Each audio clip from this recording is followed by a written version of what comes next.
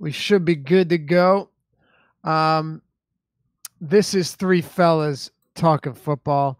We're gonna do a showdown specific show today. We've been seeming to get a lot more love from the showdown just because it's a Thursday and the slate is happening in about 1 hour. And I'm Andrew and Ben. Let me just say, I'm oddly excited to talk about this slate. I don't. I, there's no real reason outside of the fact that the winning lineup could have like $10,000 remaining salary. Albert Wilson is out. Ryan Tannehill, Cute is out. Kenny Stills is out. Ryan Griffin's out. Like so many guys are out that it just makes it really and oddly intriguing from a one-game showdown slate. I love that Albert Wilson being out is like major news. It's like this is what we've gotten to. Boy, yeah, no, this is going to be a weird one. It's a situation. The cap is almost irrelevant. Like you fade one of basically if you don't take DeAndre or Deshaun Watson in your captain spot, it's just pick like whoever you want. Salary's irrelevant at that point, and that's a different wrinkle for sure. So like the one thing that plays kind of heavily for me, Ben, is that if we're looking at, let's talk about the captain spot first. If we're looking at the captain spot, the Houston Texans are 7.5 point favorites, and that almost feels soft. Like I feel like the amount of injuries to the Dolphins, they're down their number one, and I think it's only fair. I guess Wilson was the 3, but he played an integral role in the offense. And then Houston, sure, I guess you're down Griffin, but there's a very good chance that this is a low volume passing game for the Texans. And then, a guy like Will Fuller ends up with 3 for 102 touchdowns, and DeAndre Hopkins isn't necessarily needed that heavily. And then you have the Tyler Ervin factor as well. So we'll get into all of that. You can start wherever you'd want. Tell me what you're doing mostly in the captain spot, because it is a mess. Yeah, it is. The thing about the showdown slate, and of course, showdowns, there's always concentrated ownership because it's such a tight pool. This is one, though, where it feels like there's almost a small amount of realistic options. And that still brings up to, we talk all the time. You want to kind of take some less optimal stance because the payoff could be huge, but it comes with a price. And tonight is one where I'm struggling in the sense that anytime I look to do something a little off the radar, it seems so out of control that it almost seems borderline irresponsible. So in the captain, it's like if you don't take, I'll put it like this. I would set, and we were talking a little before the show about, percentages of the captain spot. I would venture to say someone on the Texans, whether it's Hop, Watson, or their defense, is going to be, 75, 80% of the total captains out there. It's hard to imagine many other options up there. It just really entices me to look at a Lamar Miller. I mean, you have Tyler Ervin essentially featured as their slot receiver, Andrew. I am the furthest thing from a Lamar Miller fan. I don't think he's good. He's survived solely on volume, but and obviously trying to predict the game script here would indicate that I expect them to go up or at least, have a decent lead. He saw 22 carries in last week's game, that 20-7 victory over Jacksonville. I don't know if Ben's right and all of that ownership in the captain spot is going to be concentrated with Watson and Hopkins and maybe Fuller. I'm probably going to look to Lamar Miller in some spots. What are you doing here? Well, considering Ben just took every take I said pre-show and made it his opening song. It was good takes. That's the last. Yeah. I mean, I'm with you that it seems there's not a lot of the $1,000 plays that aren't stupid are also going to be owned because we're down so many people. Like, I think this is one of those slates where you're hoping to ship and chop with 100 people and you're like stoked about that. Like there might be, I would not be surprised to see like a 500 person train at the top or something. Like it could get out of hand because there just are a finite number of lineups. Hopkins and Watson are I've got Hopkins at 24.3, Watson at 23.5. The next highest guy is Osweiler at 17.1. That's like 7 points lower than those dudes. But what I'm doing, I think, is playing to be, and this isn't going to be weird, but the guy in this game, and you want to get crazy. Like he's could break a couple, massive bombs. We'll see. I think Watson obviously is really, really hurt too. Like that's a problem for them. But I do like the idea of Will Fuller just taking shots. That's the kind of guy. If Watson and Hopkins are both going to be, like period total owned, they might both push 80. I think. Just because there's nowhere else to go. So I do like the idea of just putting Will Fuller in the captain spot and and hoping it happens. It's less likely than that works than Hopkins or Watson, but the payoff is there. So that's what I'm doing more than I thought I would. It's true, but another aspect of this is like let's not forget that Brock Osweiler is still Brock Osweiler. I know that he's thrown 5 touchdowns in those 2 starts, but I mean there is a non-0% chance that the winning lineup has Houston defense and Brock Osweiler. Think about it. Brock Osweiler could go out, throw 3 touchdowns and 2 pick sixes. It's so possible, and that's what makes this slate so difficult to analyze, Ben. The problem is when you look at his weapons. I mean, I've been interested in Drake because I feel like who else do you have? I mean, do you just dump it off to Drake? The dude's seen 24 targets over his last 3 games. You have Danny Amendola, Grant, and then Devontae Parker, who they don't even want to play, as Andrew pointed out before the show. It's a tricky situation with them, to say the least. The problem I have is the weapons that they do have left. A lot of them don't seem like you can just, it's not like, oh, my wide receiver 1 got hurt, I'll put in Amendola to fill that. Like it doesn't really work like that, in the sense that Devontae Parker almost feels like he has to get thrust to the outside just because Grant and Amendola don't exactly seem like big threats in that kind of, environment. Other than that, I'm with you on Drake. I would expect them to be down. I'd expect him to catch some passes to raise the floor enough where in a showdown, even if he's not effective, we might have a ton of points to go around. So the question I was going to throw to you guys, though, if you had to pick a captain from the Dolphins, would it be Brock? Would it be Drake? Grant. Yeah. For me, it would be Drake. Just because if it is a low score, now he's clearly not rushing attempts are not really on his resume right now, but it just feels like one of those games where he could see double-digit targets and PPR is king. If I had to go with one, I don't think it would be Brock. I could see it being Grant. What do you guys think? Where do you stand on Devontae Parker, though? Because this is another guy who is what he's seen 4 targets in the 2 games that he's been healthy enough to play or that he dressed.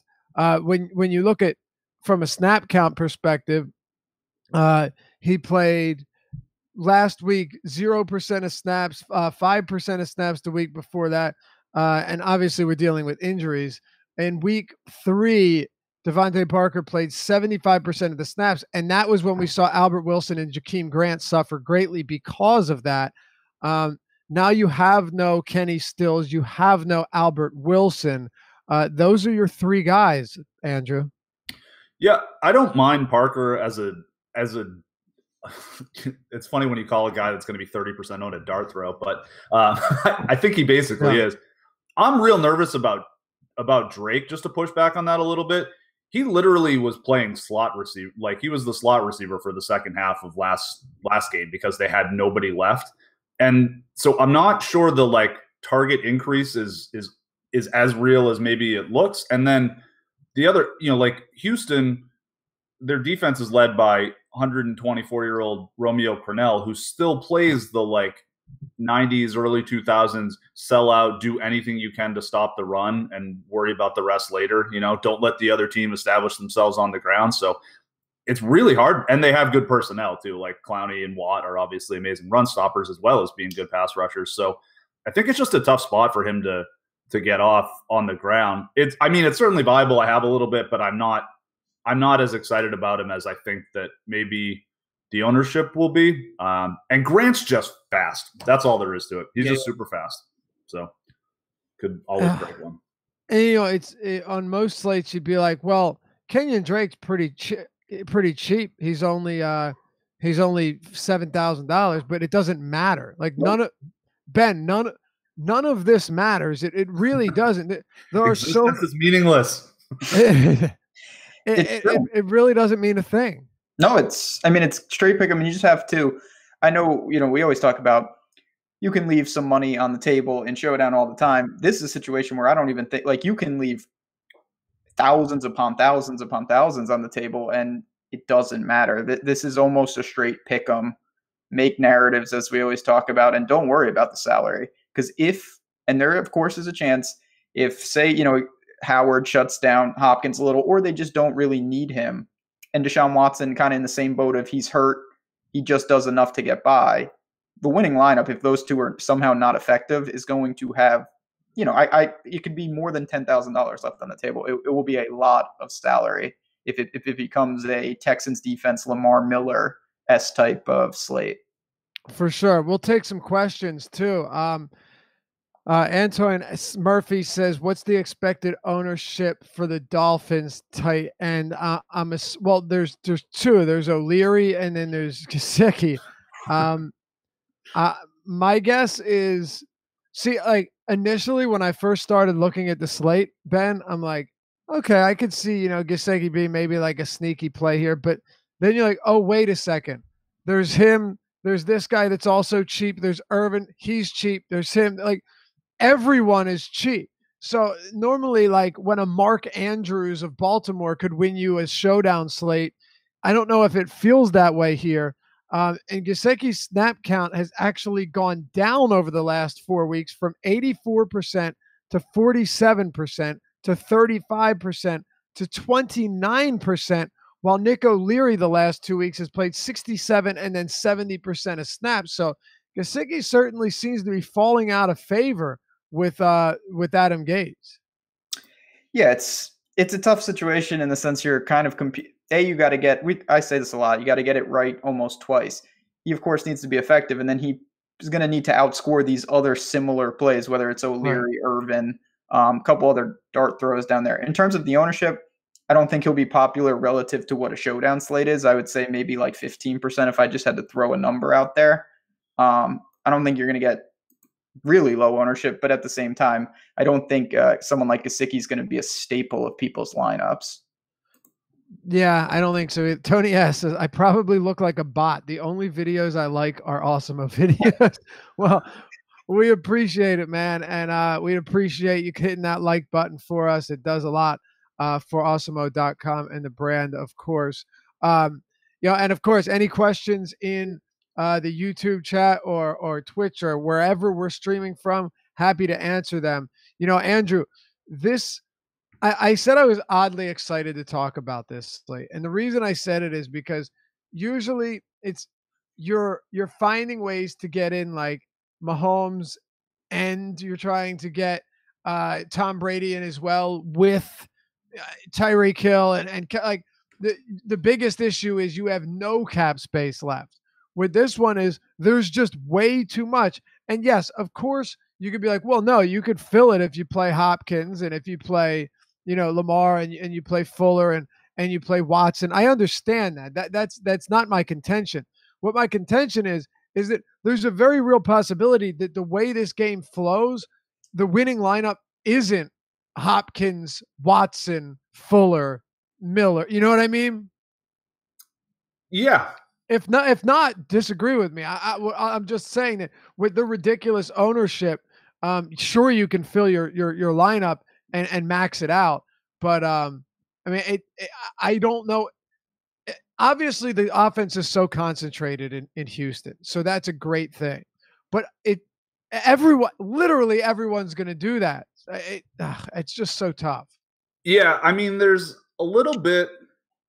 This is a less insane spot than we've seen ever in a Showdown to maybe go for like to skip Watson and maybe even play the backup, who I don't even know who that is off the top of my head, but with him that hurt, and we have a little bit of a pass rush in Miami. You've got Cameron Wake, Robert Quinn is having like a bit of a resurgent season. He was nasty for the Rams. That Rams D-line was amazing like 4 years ago too. But if Watson were to take a shot to the ribs, you could see him go out. And that's, I think, where you start to find this just wacky narrative. Like, it is football. It's not like, I think the Texans are huge favorites, obviously, but like, there is a possibility that, the Dolphins could win this game. And if that happens, you start to run into some alternate scenarios. And as uncomfortable as it is, and as much as I'm with you, like, I think it's so weird because we've seen two not awful Brock Osweiler games. So it's like, all right, this is what we're going to do. We're going to load up against him because he's going to turn back into Brock Osweiler, right? That's how we play this game. That's what we were doing with Ryan Fitzpatrick earlier in the season, and it paid off against the Bears. And like, you do that kind of stuff when these bad players are having like good stretches, you go the other way. And this is the spot where it's like almost impossible not to. So it's just not that likely that the Texans just roll them. So I almost am more into like Brock Osweiler and weird Dolphins scenarios where they win. I see it. I do. But again, like, I also see a scenario, and then I'll get your opinion here, Ben. Andrew, I also see a scenario where, and I don't know how you couldn't at least to some extent see a scenario where this Houston team, the Houston defense puts up numbers, and so does Brock Osweiler. Like, that's not out of the realm of possibility with how volatile he is and how much common in Showdown, actually. Yeah. But right. Yeah. We saw it with it was the Steelers and Steelers Tampa Bay. Fitzpatrick threw a pick six. I think Steelers defense had like 25 points, and Fitzpatrick still had like 40. So it's very possible. It's just, is it going to happen, Ben? And we can only predict how we think this game plays out. And I'm going to lay out a really simple. It's not a simple question, but the phrasing of it is simple. The answer will be difficult. If metaphorical gun to your head, Ben, how do you see this game playing out? Forget about the individual players. How do you see this game playing out? So how I see the game playing out, and then I'll take it to the DFS side, and this is where it's tricky for me. I see it playing out pretty vanilla in the sense that the Texans defense gets after Brock Osweiler. They either force some turnovers or cause some problems. They get up, and then they slowly whittle down Deshaun Watson and Hopkins, more conservative with a running game, and they kind of salt a generic game away where they're laying, I think it's like 7.5 right now. It is 7.5. Predict the score, I'd say, like 28-20, 28-17, not a beatdown, but always kind of in control. The problem with that is if that's in fact how it plays out, Andrew mentioned this already, and I 100% agree, you could have 1,000 teams tie for first because that's the obvious, if look at the Vegas total, the implied odds. If it hits what they're saying in the Showdown slate, it's kind of hard to be different if that's the actual thing that's going to happen. Right. It's really difficult, which is why there are alternate circumstances that could play out, which is why Andrew's talking about, potentially, going Miami heavy here. And, going Miami heavy just looks so disgustingly hideous, right? Because, Miami heavy means that you're playing Brock Osweiler, which on its face is not exactly fun. But then it also means that you have to get some pass catchers in there. It is Grant for you? I mean, you said that you would play him in the captain spot, Andrew. You have Grant. Again, I keep repeating this because the captain spot makes everything so much different.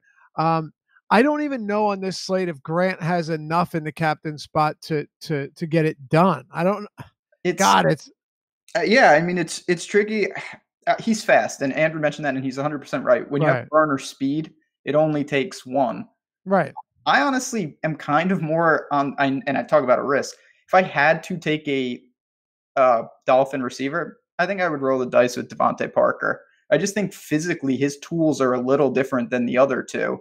And if there's one guy who can kind of win one-on-one matchups out there, it would be him. Now, his floor is definitely lower than Amendola and even Grant, I think. But, in a situation like this, if they are behind and they're pushing it down the field, I don't know how effective those two guys will be against this Texans defense.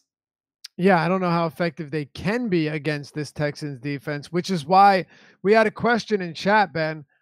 He asked, let me find it. Is the best move, and just to be clear, I don't think there is a best move, but I'll phrase it different from Billy.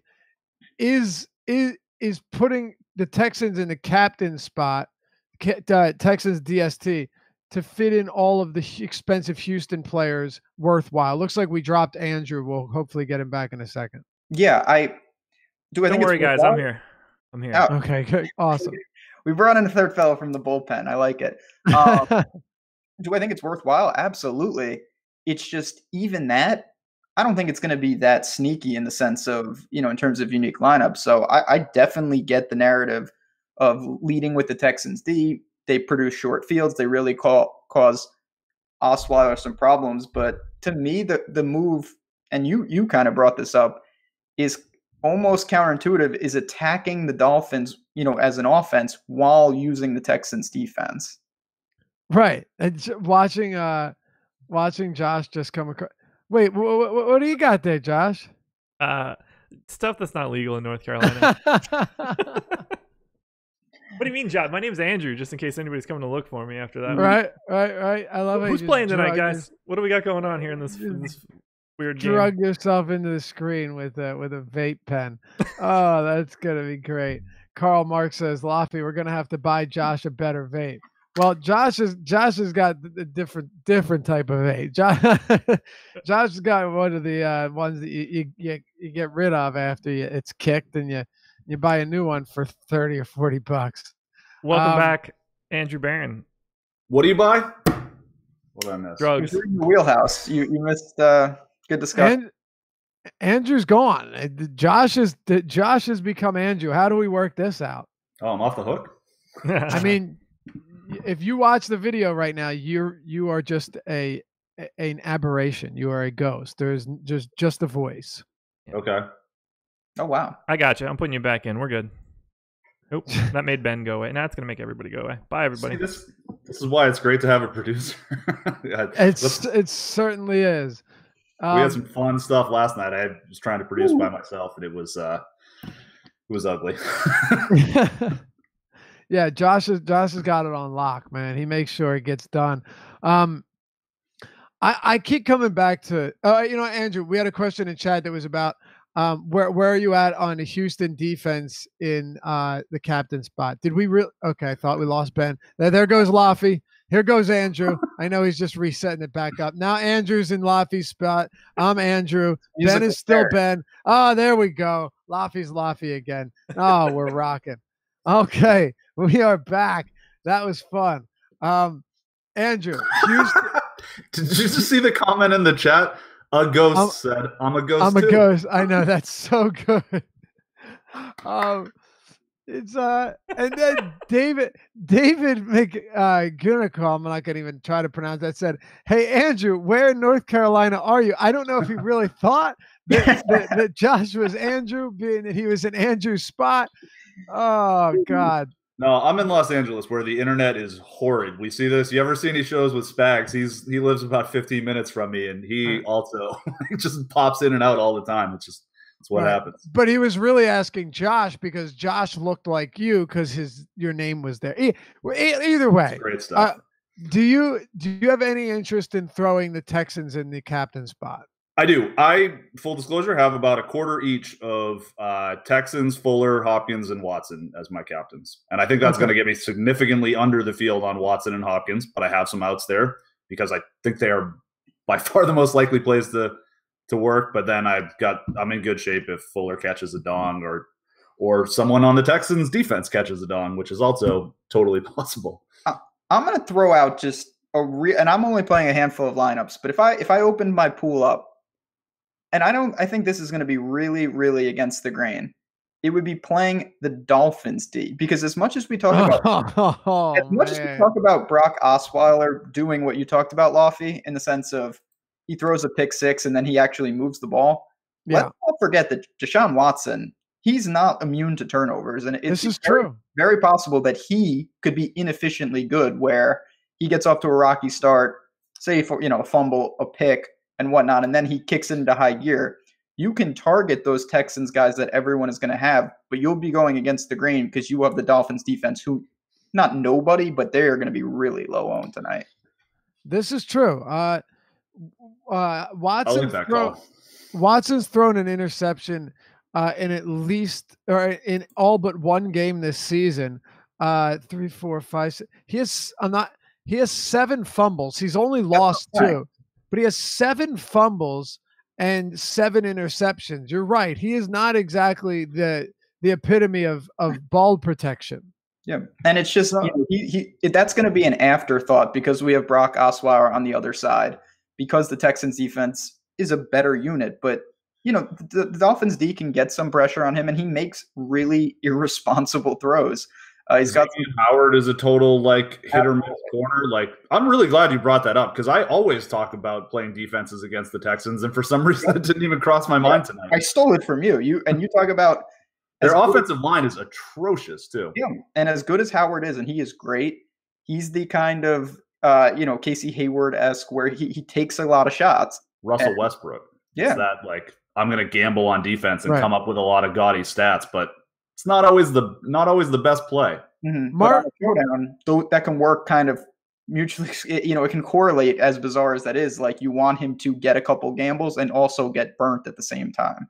Marcus Peters also used to be one of those gamblers, and then he literally has lost every single gamble in 2018. He's not even gambling; he just can't move. Yeah, it's not good. I have an interesting question here to point out. I think I'm going to throw it to Andrew because he has more lineups. I think you said you have about 40, right? Mm-hmm. So if you were to look at the breakdown, I'm not going to ask you for you're not going to be able to just do it right away, but you have 6 spots, right? We have the captain spot, and then we have 5 flex. What would you say the Houston to Miami ratio is? I think it's kind of an important question in terms of 3 Houston in this lineup, 3 Miami. Are you going 5-1? Are you doing? You understand? We obviously can't go 6, but is there any ratio that you feel like you're leaning much heavier towards, maybe to get an edge, or maybe just because you feel it's a much more plus EV move? I do have a bit of just Texans overload, thinking that they just destroy them, and it's 5 Texans and Jakeem Grant coming back or something. Right. I don't think if you're doing something like that, wait, hold on. No, I want to cut you off because it's important. If with the Texans overload, is Jakeem Grant your primary run back in those lineups? Yeah, because I don't think Amendola is usually a sign of a healthy offense. When he's doing well, it's because the offense is moving the ball. Right. If things go real bad for Miami, I don't think Amendola is going to work out. Same thing with Kenyon Drake. I wouldn't run him back. If you're thinking the Texans get up 50, I don't really see a massive check down game for Kenyon Drake. Jakeem Grant is the one I'm kind of banking on, hoping that he catches a couple big ones, and the Texans just win, 35-10 or whatever. Ben, it's kind of amazing, right, that we could spend an hour on one game. How is this even a possibility? It's 2018, I guess. Crazy. It really, this whole Showdown, it's nuts. This format is crazy. It's different. It is fun. I will admit it is. It's addictive. It is addictive. It's funny. And me and Andrew were talking about this the other day. You kind of both know from experience, I love to gamble, on real stupid things. I didn't know that. I had no idea. Yeah. When Ben and Andrew and myself were in California, what beach was that? Where were we at? Newport Beach, on the beach. A beautiful experience. Mm. Ben, and I didn't mean to cut you off, Ben, but I found this entertaining. That Ben loves bad games in the sense of he loves betting unders because he'd rather watch teams do terribly than do well. And this was a discussion we had where, like, he said, "Oh, I always bet the under on college basketball games," and just you remember saying how you love watching bad games, and to me it was just a mind blower. Yeah, man, I love that. Other thing I love in DFS is when none of my players are playing. Like if I have guys in the late games, just sitting there rooting against other teams. I like that much more. Right. It extends beyond sports too. Like we had that pool on how long it was going to take Connor to hit the bong that Lofty won. Like there was some really funny. I did win that, didn't I? Yeah. Yeah. It was because Connor literally. It was when he got out of the shower. How long would it take for him to take a bong rip? Because this was like an every 5-minute thing, and there bets on that stuff. It's a whole lot of fun. I think it was like 2.5 minutes. I believe. But yeah, Ben likes rooting for bad things to happen that work in his favor, if that makes sense. That's nice too. It's just this should be a showdown that suits me because I think this could be an ugly one. So do I. But the format in general, it's funny. It doesn't really like. I love to gamble on weird stuff. This doesn't really feel as gambling in, even though it's a much more roulette-esque type of format than our classic things. You kind of have to embrace the gamble. We talk all the time on a serious note of DFS. Like you cannot grind Showdown. If you're playing, if you're breaking even, if you're losing even a small percentage, that's a huge win in these highly variable situations. Right, because you could. I've said this. I finished, I think, 2 points out of first place in week 2, one of those games, and I think won $25 or something. Like 2 points out of first, and you're winning. You're winning 240,400, like what 240,975 less than the guy that had 2 more points than you. I've had the second best lineup like 3 times this year, and I'm down significantly in Showdown. Right. I mean, you could win one, and it's if you're not that unique, it's a nice night, but it's nothing. It's like on FanDuel, it's every time it's $2,000 to win the thing because so many people chop it because there just aren't as many options since the salaries are the same. Well, Fantasy Horse spelled such a good differently. Name.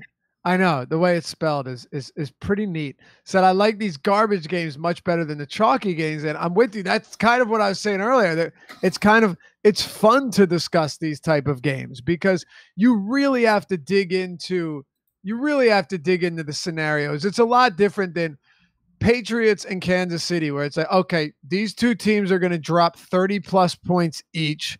Let's hope that we have the guys that put up those points. Like, you know what I mean? It's just those games are just hoping that you spin the roulette wheel and it lands on your number. This is still the same thing, but it's a little bit different. I hate roulette. Bad game, but the thing about you just have to, and it's really about, it's a balance, and it's a delicate balance of optimal to what's the reward. Because if you take the perfect sound lineup, even if you got it right, your payoff wouldn't be good enough. And if you take complete bozos, you'll be unique or chopped with 2 people, and you will never win. So it's about finding realistic, even if it's not the most likely outcome, things that could happen. And that's why I'll go again. If you can get some, because everyone's focused on the Texans. If you can get the Dolphins right, that to me that's more important tonight. Oh, certainly. And that's why I keep coming back to that question. I mean, that's why I'm kind of avoiding the Texas overload because, I kind of feel this way. We predict games to go one way or another, Ben. But what really are the odds that the full-on Texas onslaught is the winning ticket? I mean, it's definitely possible. Miami's not a good offense, but we've seen throughout this season in every showdown slate something strange happens, something different happens, something significant that changes the entire landscape, whether it's a monster defensive performance or 2 field goal kickers, as I ate my words on that one slate, being in the top slate, despite there being like 60 combined points. They're 83. Sorry. Yeah, it's just there's going to be those unique factors. And if you're going with the onslaught, like I don't think now, look, when we talk about these scenarios, none of these, I'm going to speak for you guys. I don't think we can speak with any certainty like this is the way to go. This, like this is the way it is, and this is your best approach. It's really just trying to find approaches that are different than the 80-90% approach that's going to be throughout the slate. Well, that's the problem with this slate is like to get what you were asking the question is like, what's the chances that it's a full-on Texans onslaught that wins this thing tonight? I'd say it's about even odds. The problem with that is that's what everyone is going to do. Exactly. So you may end up with, the chop with 500 people, and then what's the point? Like, it's nice, it's cool to say you won, get a lot of Roto Grinders points or whatever, but like it's I'm trying to make money here. So I prefer to embrace the chaos. Ben, I don't mean to speak for you. I know you tend to feel that way as well, but your expected value, if you're chopping with that many people, is shot already. Like it, and this is a concept that somehow is lost in DFS a lot. Just because something is the most likely to happen doesn't mean it's the most optimal, best expected value. Like, yes, the Texans onslaught is probably, if you had to rank all the scenarios, the most likely to happen, but that does not make it the best play. Great point. Yes, exactly. And now I keep coming back to, some Lamar Miller and Texas defense with Brock Osweiler and a Jakeem Grant, because I think it's very doable that happens. And Jakeem Grant, I think the reason that Fuller and Grant are interesting plays is because both of them could have 4 targets and like 25 fantasy points. Now, with Jakeem Grant, we all know the guys, you're not expecting that from him. But as you said, Andrew, he is fast. And sometimes you just have to ask yourself, is it possible that he breaks off, he takes a 5-yard pass, 60 yards to the house. It is. And that's kind of what you're hoping for here, which is why I'd rather go with him than like a Gesicki, because with Gesicki, it's like, or with an O'Leary, you might get the touchdown points, but that's entirely what you're banking on 100%. Yeah, I mean, Will Fuller and Tyreek Hill are not in the top half of most skilled receivers in the league, but you know what they are? Really, really fast. Like just fast and get you points. They have some skills too. Like especially Tyreek Hill has really made some strides. But I mean, those guys are, initially that's why they're in the league is because they are so fast, and Jakeem Grant is almost that fast. Right. Yeah, Ben. Jakeem Grant, Danny Amendola, Kenyon Drake, Mike Gesicki, and I guess I'll throw Nick O'Leary in there. Now, O'Leary and Gesicki are super cheap. Grant is also very cheap. And then you have Kenyon Drake around $7K, Danny Amendola at $6,800. Of your 3 lineups, what do you have of Miami exposure? So I'm going to throw in Devontae Parker as well, just because. Oh, I'm sorry. No, of course. I forgot about Devontae Parker. So I'm with you. I like Drake. How could you? Yeah, exactly. Who can bring that bum? Sorry. I think Drake overall, when you factor it in, I'm more with you, Lofty, than Andrew. I think we're both a little higher on him than Andrew is. I think he's going to have a pretty good game. I think if they fall behind, he will get some, kind of Saquon-esque results where he pads the stats with some reception. Yeah, that's what I'm hoping for too. I totally see the merit for Grant, but I'm kind of rolling the dice with Devontae Parker. We talked about this, Andrew, when you dropped off, and maybe I'm off base here, but I just feel like if they really have to push it downfield, Devontae Parker physically is the only guy who can really create, and he's an actual big outside receiver where the other two are more gadget-esque. Yep. I'm kind of banking that separates him in the sense that he can get some of those throws and kind of go and get it. I have a ton of Devontae Parker for what it's worth. I think he is probably the better play. Like if you are for some reason, if you're playing cash on this, if you're going Devontae Parker, I'm swinging for the fences with Jakeem Grant. I want to. Let's not forget Devontae Parker was actually supposed to be good. Allegedly, yeah. He had his moments. Yeah.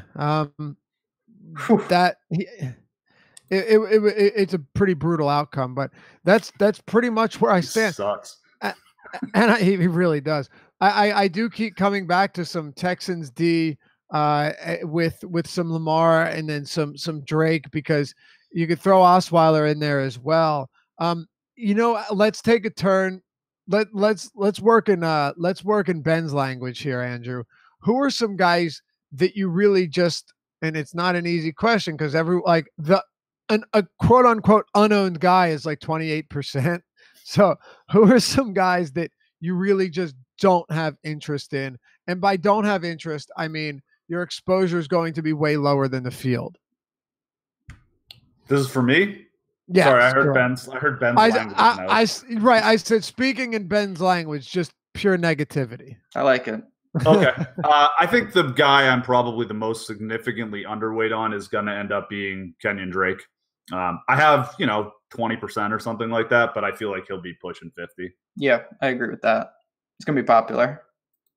Yeah, at that price. What about you, Ben? Guys that you really just don't have much love for at all?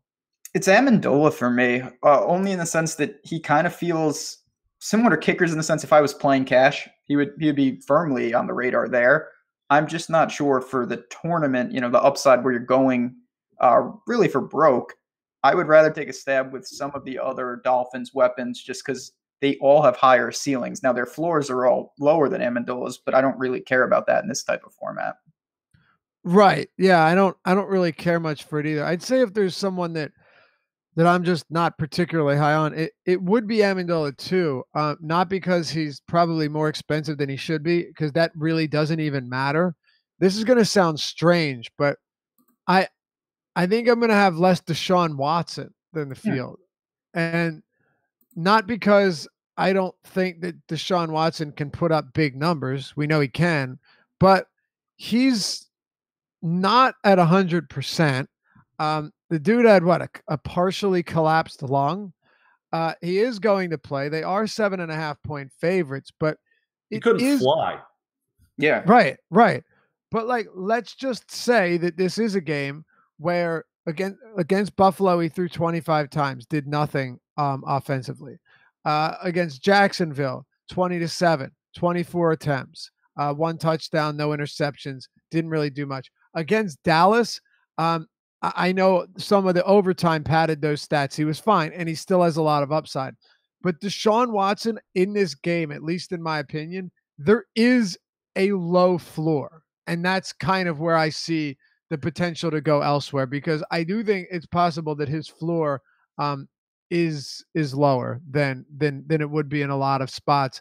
And a lot of that comes down to whether or not Miami can move the football. If Miami can move the ball, I think Watson has a big game. If they can't, I think you could see the Lamar Miller and the Texan defense putting up big numbers, Ben. Yeah, it's a spot where I feel like if Miami's completely inept, that will help you in the sense that Deshaun Watson won't have to do much. If Miami puts the heat on, of course, Deshaun Watson's going to have to try to bring them back, and that's a killer. So you're really looking for the Texans to get out in front, lean on the defense, lean on the running game. You know that, I mean, the Cowboys game was where he took some monster hits in that game. They're not going to want to run him, of course. They're not going to want to even do anything with him if they can avoid it, but they, of course, need to win this game. So it's going to be how much can they get by with him, somewhat hobbled? Can they shrink his workload, lean on other pieces, and come out of here with a win? I think that's really possible with the Dolphins in this spot, but it is correlated, and that's how you have to structure those lineups. If you think that, hey, I can get away, I would be much more apt to not using Deshaun Watson in a Texans defense, Lamar Miller-esque type of lineup. All right, well, here we go. We got a few minutes left. Let's take a couple questions. You guys have any other questions that we haven't hit on? Hit us with them right now. We'll finish out the show with some questions. Always appreciate all of you guys tuning in, and appreciate the thumbs up below the screen. Means a lot to us, and we have a lot of fun doing this show and having the chat going at the same time. It just makes the interaction that much better. Michael Pamaska asks, Andrew, would you match Grant with the Dolphins defense?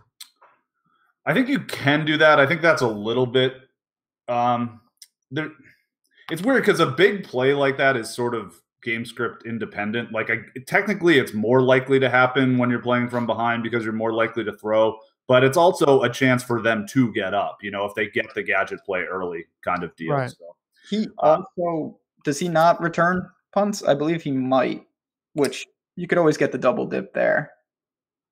Sure. Why not? Yeah.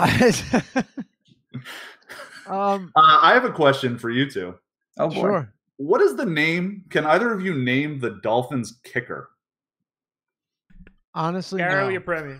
I would have said Caleb Sturgis. That can't be right. Yeah. Some guy named Jason Sanders. He's been their kicker all year. I literally have never heard of that person. That's not right. That's a creative player. Is he really their place kicker? Let me look at this. Does he have a picture? Yes, he does. He's right. Jason Sanders. That is outstanding. He is oh my God. He has attempted 0 field goals in like 4 of 7 games. You know this guy's on the optimal lineup now. It's 100% happening. Yeah. He's just the captain of the winning lineup. It's a putrid 12-6 game. Wow. They fake a field goal and he runs it in. And I just find myself just That's it. Unbelievable. I had no idea. That's a great question, man. Ben, Day says Lamar Miller captain ?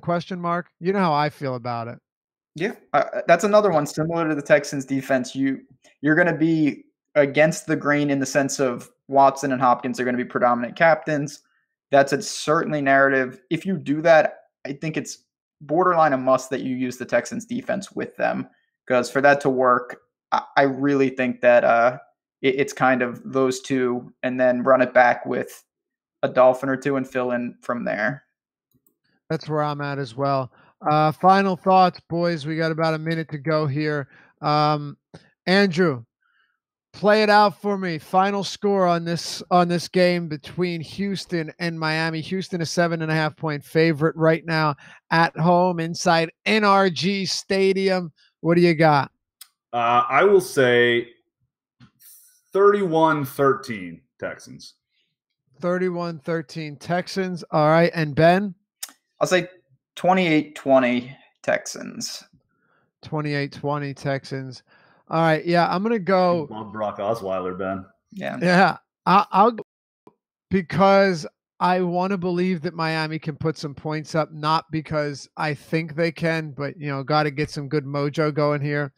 I'm going to say I think it's lower scoring, man. I'll say there's just no defense in football anymore, so it makes it really tough. It's so tough to project like a low score. I'll say 24-20 Houston. And maybe we see it stay a little bit closer. Or no, I'll go 24-17. 24-17. Taking away, just burying Jason Sanders. Poor guy. Field goal. Poor guy. All right. Winning lineup, Ben, has who in the captain spot? Deshaun Watson. Okay, Andrew. That's a safe chalk donkey pick. No. You're probably right. Listen, I think that it's 75% that it's going to be either Watson or Hopkins, but whatever. That's their ownership combined is going to be even higher than that. So I'm going to say Will Fuller because why not? That's fun. Yeah, I was going to say Will Fuller as well, so I guess I'll change it up. Everyone's saying Houston, so it'll be someone from Miami. But I'll go with Lamar Miller here. If he gets the 20 touches, maybe he punches 2 into the end zone, takes away from Watson. But I wouldn't be surprised to see the Texas defense put up like 25 regular fantasy points here. Very live. It's very possible. So captain spot there, not crazy either. All right, guys, appreciate you tuning in. Smash that like button and subscribe. We'll see you back here next Thursday on Three Fellas Talking Football.